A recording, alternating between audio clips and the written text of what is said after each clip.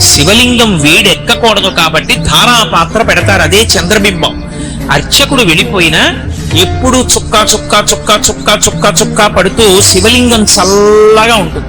అలా చల్లగా ఉంటే ఊరు చల్లగా ఉంటుంది.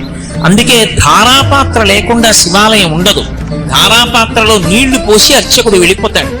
అది దేనికి గుర్తు అంటే చంద్రబింబం నుంచి కరిగి పడుతున్నటువంటి అమృతం చేత తడిసిపోయినటువంటి బ్రహ్మాండ స్వరూపుడైనటువంటి పరమశివునికి గుర్తని. తుఫాన్లు మొదలైన వస్తే ఐశ్వర్యం నిలబడదు, భూమి కంపిస్తే ఐశ్వర్యం నిలబడదు.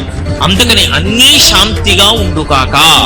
ఈ చల్లతనం, ఈ శాంతి ఎక్కడి నుంచి వస్తుంది అంటే శివలింగానికి అభిషేకం చేయడం వల్ల వస్తుంది.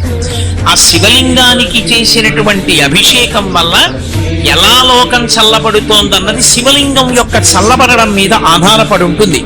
అందుకే శివలింగం వేడెక్కకూడదు.